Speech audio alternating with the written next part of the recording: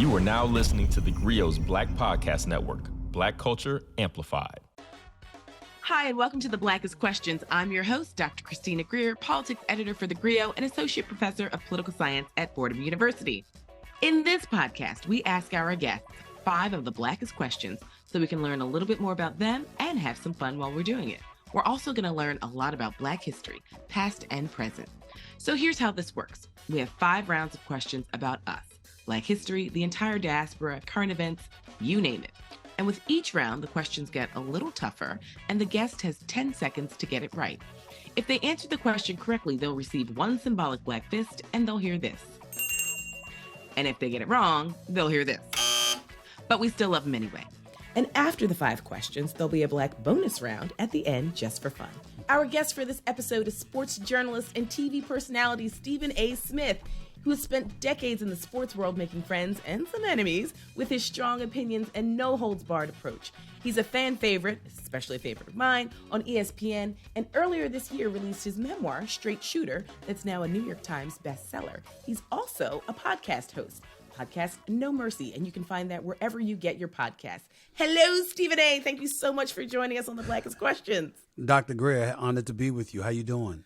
I'm great. I've been a fan for a very long time. I'm so in much. Brooklyn, so I have lots of sports loves and hates that we'll get into over the next few minutes. Okay, Let's jump right in. You ready for question number 1? Whatever you got for me. What's up? Okay. All right. This basketball player holds the NBA record for most points scored in a single game. He scored 100 points, helping the Philadelphia Warriors beat the New York Knicks. Wilt Chamberlain. There we go. Wilt was born in Philly in 1936 and died in Los Angeles in 1999. He was 7'1" and played in the NBA for 14 seasons. He holds more than 70 NBA records, including the only player to average 50 points in a season. So we know that you are a basketball expert extraordinaire. Who is your favorite basketball player of all time? Michael Jordan. Really? Yeah, No, without like question. just that was quick. Michael Jordan, he was phenomenal. He was sensational in so many ways. Of course, I have adulation for the great Larry Bird and Irvin Magic Johnson because they revolutionized the game. They made it what it is. Nobody's more responsible for making the game what it is today than them. Michael Jordan ultimately took it to the next level and really, really cemented that reality. But it started with them. When they came into the league was on tape delay. It was drug infested. It wasn't embraced by advertisers and sponsors. It was considered a quote-unquote black product that wasn't meant for mainstream, let alone to go global. And Larry Bird and Magic Johnson changed all of that. And so because of that and the marketing machine behind them that, basically put the NBA in the mind's eye, that's how the NBA ultimately got to a point where it could be what it is today. But Michael Jordan was just electrifying. He was a guy that, he was Air Jordan. He was, depth-defying moves, a level of competitive fervor that was unmatched, was so competitive and so great that you literally saw opponents petrified to go up against him. It was as if they were stepping in an octagon or a squared circle to box, for crying out loud, and they were scared to get knocked out. You would think they wouldn't have that level of fear because all we're talking about is basketball. But that's the level of fear he instilled in many, many, many opponents throughout the years because he was simply that sensational. And then to back it up by winning 6 NBA championships, being the NBA Finals MVP in all 6 championship rounds, to never allowing a series to reach 7 games in the championship round. Then to be a 10-time scoring champion, a 9-time all-defensive player, or first-team all-NBA defensive player. The list goes on in terms of the superlatives that you could throw out about him. There is no question in my mind, to me, that he is the greatest basketball player that ever lived. That's how I feel about him. Okay, well, I was going to say Dominique Wilkins was my favorite, but I guess I love Dom. I love Dom. too. No Dominique Wilkins. The No human LeBron? highlight reel. Not even close with Dominique. And LeBron is phenomenal. Went to 10 NBA Finals. I've got him number 2 all time behind Jordan. but he's lost 6 NBA finals. He has 2 less MVPs, one less league MVP, 2 less finals MVPs. When you look at the greatness that LeBron James has put on display, as phenomenal as it has been statistically, watching the games and seeing the competition go up against him, understanding what it all entailed, I don't think there's any question that when you look at LeBron James, he was a lot of things. He was not Michael Jordan. Okay. Now, you played college basketball at Winston-Salem I tried State to University. play. I tried to play, yes. Did you ever have dreams of being in the NBA? Yes, what but position they were shooting guard, but they were foolhardy dreams.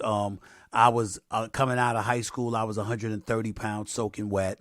My first year in college at Winston-Salem State, I cracked my kneecap in half. And even if I was 100% healthy on my best game, I was never good enough to go pro. Could I ball? Yes. Could I ball in the streets and go neighborhood to neighborhood? And you looked at me and said he could really ball? Sure. But I wasn't on the level of these guys, and I knew better than that. All right. Listen, I'm here with Stephen A. Smith. You're listening to The Blackest Questions. We're going to take a quick commercial break. Stay tuned. Okay, we are back. We're playing The Blackest Questions with one of my favorite journalists, Stephen A. Smith. Are you ready for question number 2? Let's do it. Okay. This daytime soap opera was the first to feature a predominantly black cast. It premiered in 1989 and ran for only 2 seasons, but included familiar faces like Vivica A. Fox, Debbie Morgan, and Christophe St. John. What was the name of this soap opera? I need multiple choice because I remember the soap opera. I just don't remember the name until I hear it. I need a multiple choice. Can I get a multiple choice? No multiple choices. Let's go. Oh, my Lord. Oh, my goodness. And listen, I'm on General Hospital. I have a recurring role. I'm friends with the stars, Sonny Corinthos, and I'm friends with Victor Newman, who's Eric Braden in real life for Young and the Restless. These are my buddies. I know my soaps that presently I used to watch All My Children and One Life to Live. I can't remember the name of the soap opera. I can't remember the name. You ready? Go ahead. It's called Generations. Damn Generations was centered around it. 2 Chicago families, one black, the other white. Oh, I and know. Many of the conflicts I didn't remember the name. Stemmed from race and old versus new money. The show was watched by about 2 million households per day, which for soap operas is considered low ratings. The show was canceled after executives realized more black viewers were watching The Young and the Restless and Days of Our Lives. Now, I was a Young and the Restless fan.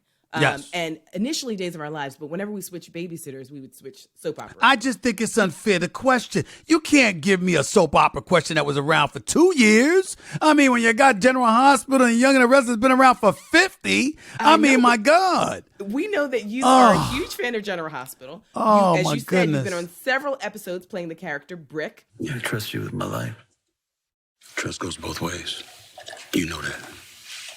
But we know that people don't watch soaps the way they used to. But I will say, Stephen A., Still watch I've them. got some friends who still DVR Young and the Restless every day. Let me and tell you they something. Still watch soaps. Well, first of all, you're looking at one of them. Okay, now, if Young and the Restless, that's because my buddy Eric Braden. But I TiVo General Hospital. I TiVo General Hospital, DVR General Hospital, because I have a recurring role on a soap opera. I'm a part of it, and I've been watching the soap for over 40 years. Listen, I will tell you this. If people are not watching, could have fooled me. I literally am obviously synonymous with the world of sports. There isn't a city that I go to where I don't get stopped as Brick. As Brick. You know, as Brick's the surveillance expert for the mob. I've had old white men come up to me and say to me, I don't mean to bother you, but my wife is scared to come over. She's a huge fan and she loves Brick. I don't know what the hell that is, but she does, and she loves Brick. Who's Brick? And I was like, of course. No problem. Yeah. Walk me through how you, Stephen A., who we can talk about the Knicks, we can talk about the Cowboys, we can talk about every single aspect of sports. How does one stumble into a reoccurring character on General Hospital? I made a cameo appearance in 2007 because they heard that I was a fan. I didn't like that because I was only on for 10 seconds and I never got to meet Maurice Bernard, who plays Sonny Corinthos. Fast forward to the year 2016. And they asked me back on because somebody's watching. This new executive producer, Frank Valentini, asked me to come on, make an appearance. I did a scene with Maurice Bernard. Maurice Bernard is sitting there with his eyes just like bug-eyed looking at me. And he was like, that was sensational. And I'm not thinking anything of it. And the next thing I know, the executive producer, Frank, ends up coming downstairs and he says, oh my God, that was phenomenal. You did great. He said, let me ask you a question. He said, do you have time to do this? I said, what do you mean, do I have time? He says, I want to know if I put some more lines in there, could you come back and do some? I said, I got to check my schedule, but I said, it shouldn't be a conflict for me to get to LA to do some scenes for you. He said, no, we want to make this a permanent recurring role for you. Whenever you could come out here, we want you to be Brick, Sonny's right-hand dude. And I was like, done, no problem. And it was really, really that simple. Now, Sonny, Maurice Bernard and them, they tell me I can act and stuff like that. I don't want to give myself that much credit because I have such profound respect for actors and actresses and for the art, because to experience it, to know that you can't mess up lines, that you hold up an entire crew when you don't get your lines right and stuff like that. There's just so much profound respect that I have for them. I would never call myself an actor, at least not yet. But I know that I know the role because I know the soap, because I watch it all the time. And so as a result of that, I know what this role is supposed to be, working for Sonny Corinthos, and I just make sure that I adopt that. And then I just can't give enough Laura Wright, who plays Carly, and Sonny Corinthos, played by Maurice Bernard, and Steve Burton, who left General Hospital to go on Young and the Restless before he came back to General Hospital. I give out those three names more than anything. Okay. Because they literally, at one time or another, have coached me through scenes. And they don't have to do that. But they couldn't be more kind, more generous with their time. And it's just, it's a real family in that regard. And I just can't say enough about how grateful I am that they've exhibited and displayed the level of kindness and sincerity that they've given me throughout the years and helping me grow in the role. I love them all. I know that so many sports fans who are listening to the Blackest Questions know you from ESPN, but I don't know if they haven't picked up your new memoir just yet. I don't know if they know that you are such a soap opera fan, and I love this new piece of trivia. Do you have any sights on any other acting you want to kind of dip You know what? into?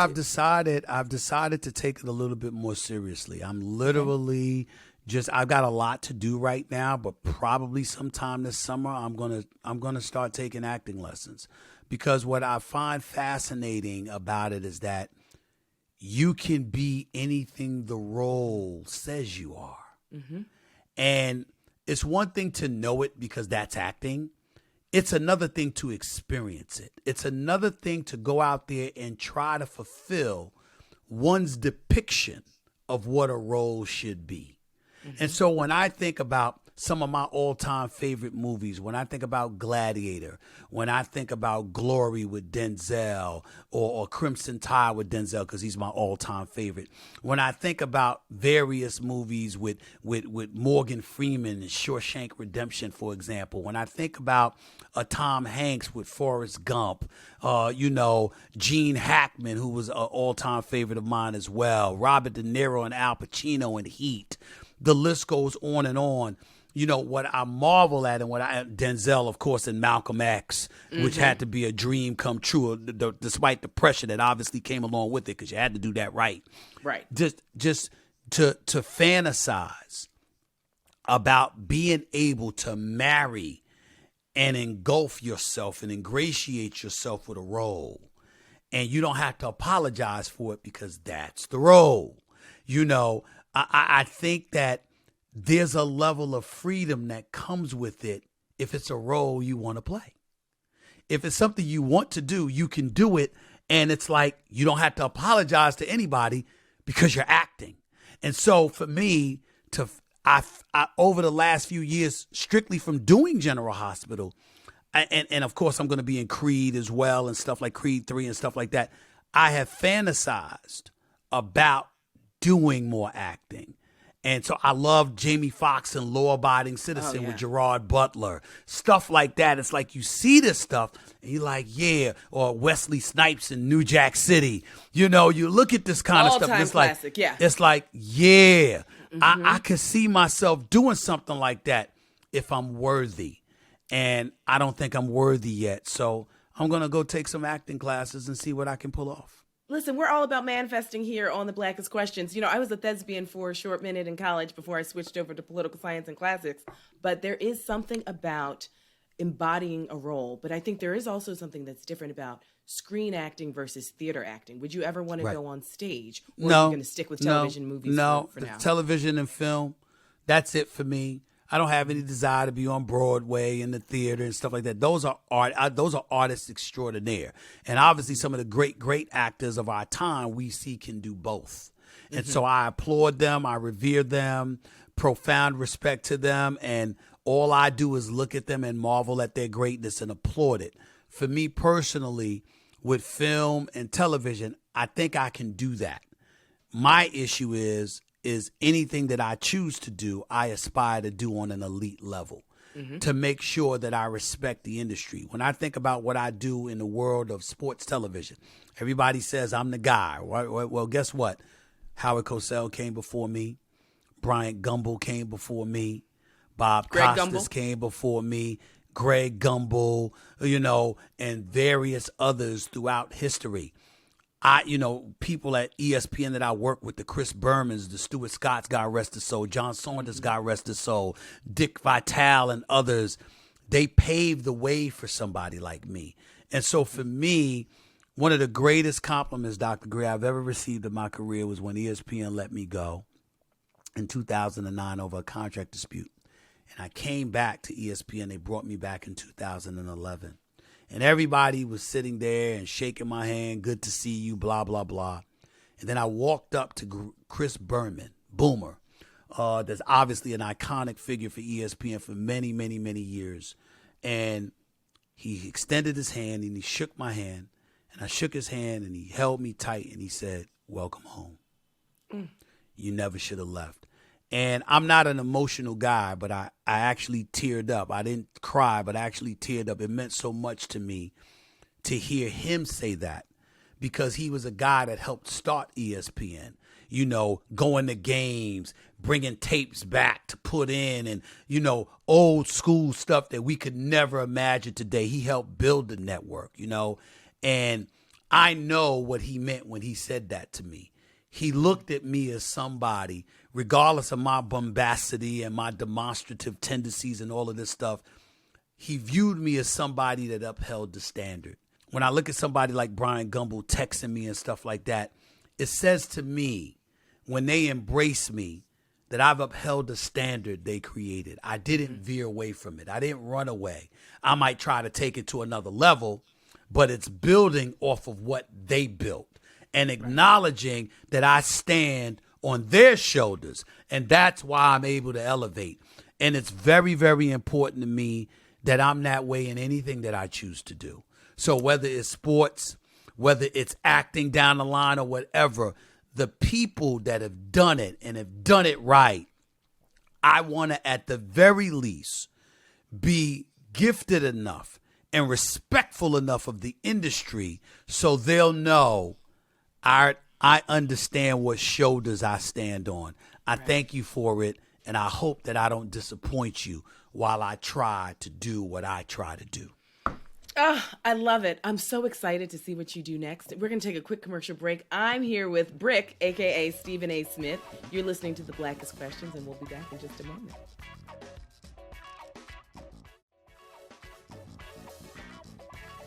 Okay, we're back. I'm with Stephen A. Smith, podcaster, memoirist, and you know him from ESPN. Are you ready for question number 3? I don't know after that second question, Dr. Greer. I mean, that was a hard one right there. Listen, but let's go for it. I probably don't get the next ones wrong, but let's try. Okay, let's see how question number 3 goes. This black fashion designer is known as the king of knockoffs. And while sometimes controversial, he's credited with introducing high fashion to the world of hip hop. Who is he? Oh. got his new sweatshirt. I should have worn it today. I'm thinking names like Dame Dash, Timberland. Older than that. Oh. No. I don't know. Dapper Dan. Dapper Dan. Dan is a self-taught tailor from Harlem, New York, who has dressed everyone from LL Cool J's Salt and Pepper to Floyd Mayweather. Well, he ain't never dressed me. Well, see, I don't know that stuff, Dr. Gray. I don't know. I mean, Dapper Dan ain't never offered me anything to wear. I don't know Dapper Dan like that. Well, you know, I don't know. So you can get that new sweatshirt from the Gap, because I've got my new DAP sweatshirt. He dropped out of high school, but later enrolled in an educational program sponsored by Columbia University that sent him to the continent of Africa. He returned with a sparked interest in fashion, and in the early 1980s, he had a store that was open 24 hours a day that created custom clothing. So I've been told that you were enrolled in the Fashion Institute of Technology, better known as FIT, before you got the basketball scholarship, and you left to pursue that. So what were your fashion goals back in the day? There were none. I went there for advertising and communications with the sole express goal of ultimately transferring from that junior college to a 4-year institution where I would major in communications. I paid no attention to the fashion element of it at all. You know, even while I was at Fashion Institute of Technology, that wasn't something that I had to do. I took psychology and sociology classes, of course, my English writing and persuasive writing classes and stuff like that. PR classes for the purposes of, of communications. But that was it. I was never, ever associated or affiliated in any way with fashion. Even though I was at Fashion Institute of Technology, I went there on a partial basketball scholarship. We were a junior college team. We finished 35-4 and ranked 15th in the nation. I went there for that and to accumulate enough credits in the field of communications that will enable me to transfer to any 4-year institution where I would be able to finish in 3 years as opposed to going to school for additional 4 years. So you weren't interested in fashion, but you are known as, sort of a debonair person. Do you follow anyone in the fashion industry? No, not at all. Not at all. I buy, occasionally my Tom Ford suits, my Brioni suits. And other than that, I have a tailor that makes some blazers for me and slacks. And I might rock that from time to time because everything doesn't need to be Tom Ford or Brioni. But what happened is that I used to wear these real baggy outfits, right? Mm-hmm. Oh, we remember. Because it was very, very comfortable for me. And so what happened is that this was the change in my life. First, it was a couple of changes. Number one, Billy King, the former president of basketball operations for the Philadelphia 76ers, was a VP at the time, where Larry Brown was the head coach and Pat Croce was a minority owner. And they were very, very sharp dressers. Pat Croce was particular about his shoes. Larry Brown taught me how to rock suede shoes with a suit from time to time, and his suits were very, very dapper. And of course, Billy King prided himself. And then the guy named Aaron McKee, who's now the head coach at Temple University, head basketball coach at Temple University, his nickname is Blue. Everybody called him Blue, but he was a really, really sharp dresser. Could really dress his tail off and always rock the blue suits, right? And so the combination of all of them used to tease me about my outfits because, they knew I tried to dress. I would wear these baggy suits, but I'd have a shirt and tie on and all of this other stuff, and they would tease me. And so I had to get in kind of slim it up a little bit, but not too much, because I didn't like the straight leg, because I just thought that it was just uncomfortable for me. So then a few years later, Dwayne Wade is now a star with the Miami Heat, and he's very, very, very big in the fashion. And so he was doing business and had connected with these fashion designers from Europe. And he held an event in in New York. So the event was in New York. They made me promise to show up, and that's my guy, so I was going to show up for him. So I show up there in one of my baggy suits, and he's on stage with everybody. And I got there just a couple of minutes late because I had to work. Dwayne Wade stops the event and says to everybody, "You see why certain people need help?" They need all the help they could get. And pointed out my baggy outfits, right. Basically highlighting how you could fit 3 legs into that one pants leg. He got me really, really good because I used to get on him about his outfits all the time. We wearing pink and some of these other bizarre colors and stuff like that. I'm like, what you doing? And he really got me. And so from that point forward, I tried on a Tom Ford suit. And when I tried on a Tom Ford suit and it fit me perfectly, it was this woman in the store and she was like, oh my God, you are something special. Lord have mercy. She didn't work there. She was just a customer and she was like, that is you. And so I tried and I go outside and everyone was looking at me differently. It's like going from black and white to Technicolor. It was like, whoa. It's like it went from black and white to Technicolor. I was like, it's like that? Okay, right. I guess this works. So okay. I still like not as baggy as it used to be because I'm not comfortable with the straight leg without a suit. But with a suit on, I'm comfortable with it. Without a suit, I like a little room with a nice fly blazer, pocket square, tie the whole bit. But my wardrobe is definitely elevated to the point where I do believe I'm the best dressed man in sports television. We're going to take a quick commercial break with the best dressed man in sports television, Stephen A. Smith.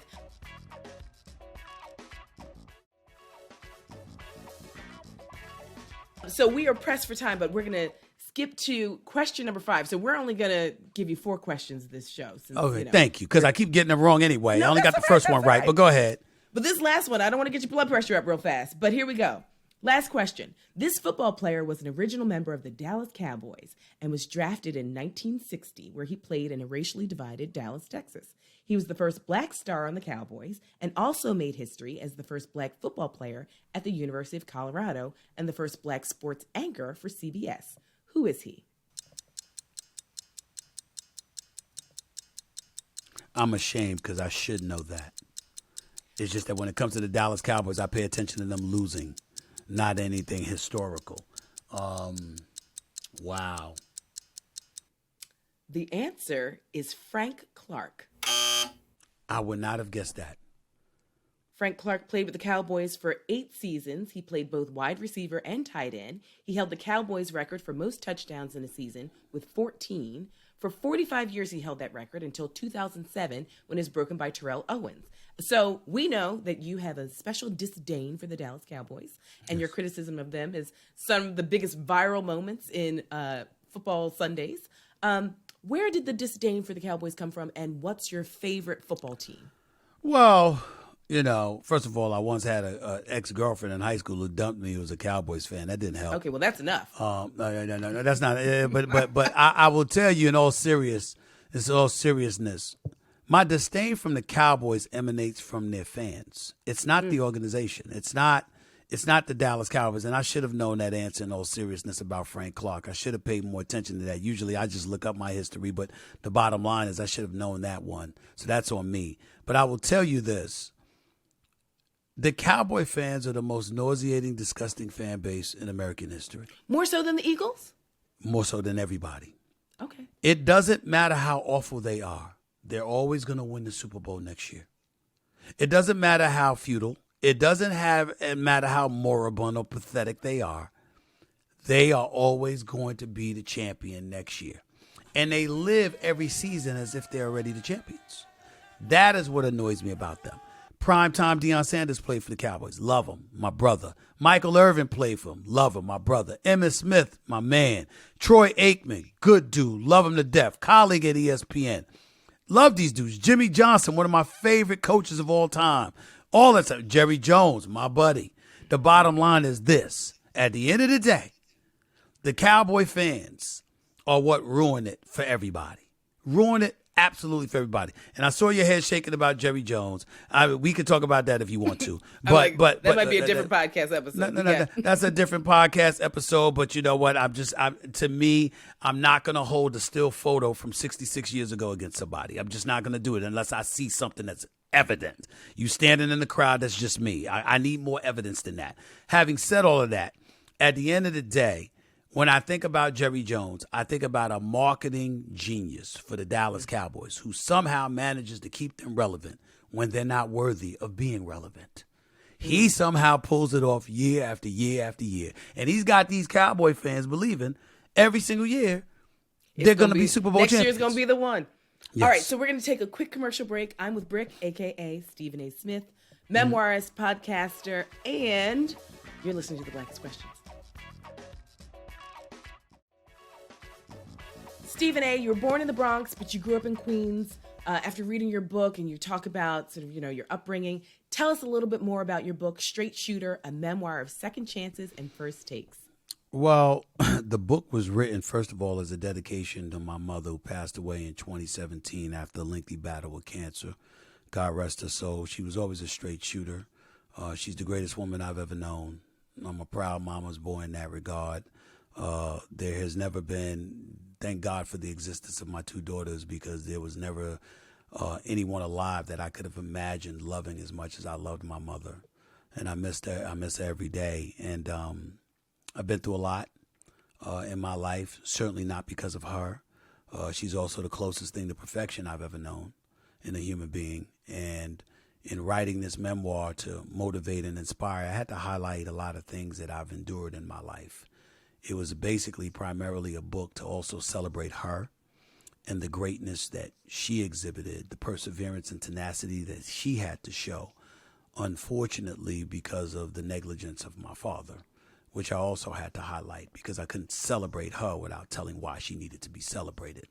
And so, that combined with my trials and tribulations that I had to endure throughout my life, from getting left back, from suffering from dyslexia, from having the relationship that I had with my father, who had little to no belief in me, to my mother's unwavering faith in me, to how that ultimately propelled me through junior high school and college, to being where I am today. And so, for me, again, it's to inspire and motivate, but it was also to highlight her greatness, and also to let people know, give them insight into who I am, how I think, why I've adopted the perspectives that I've adopted throughout the years, and to sit in the chair that I sit in every day.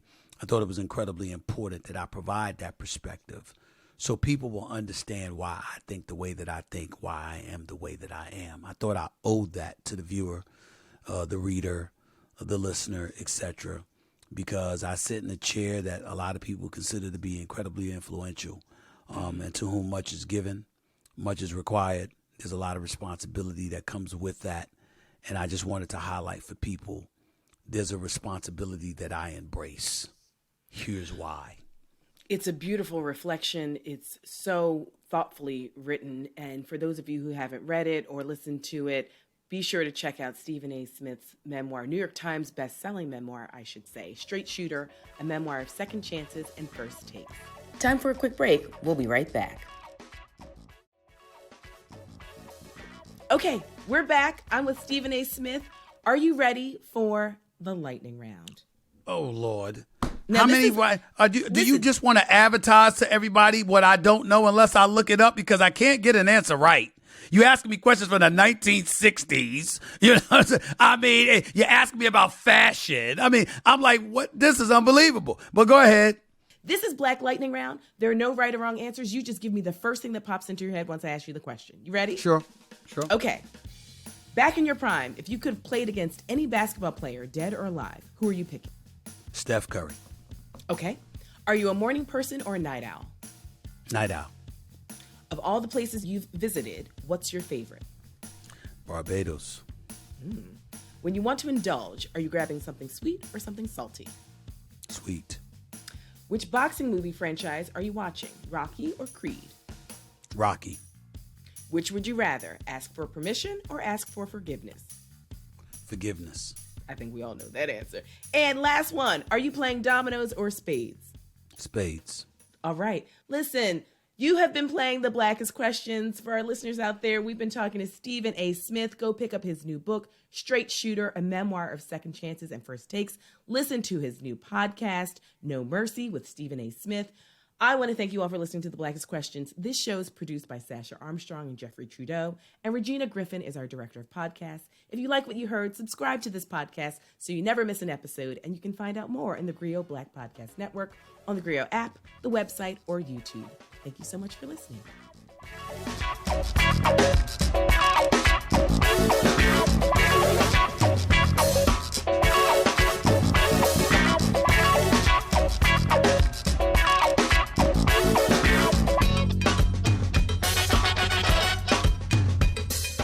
The GRIO Black Podcast Network is here. Everything you've been waiting for. Black culture amplified. Find your voice on the Black Podcast Network. Listen today on the GRIO mobile app and tune in everywhere great podcasts are heard. The GRIO Black Podcast Network presents Dear Culture, Truish Black Stories. When you think of sheer artistry, sheer creativity, the ability for someone to bring Black people together in the most fundamental ways, it's, I would say, of my four, Randy Watson's my number one. When the news about Ricky first broke, what I heard about it is the thing you hear about, every time somebody Black dies, that it was gang related. That means the police don't know what happened, so they just said, probably the gangs, probably, the other Black dudes. When I think of Akilah, I just think about how impressionable white people can be. I think about how, if you watch that movie again, he should have lost like 3 times. Where were you when you heard the story about them suckers getting served by Wade's dance crew?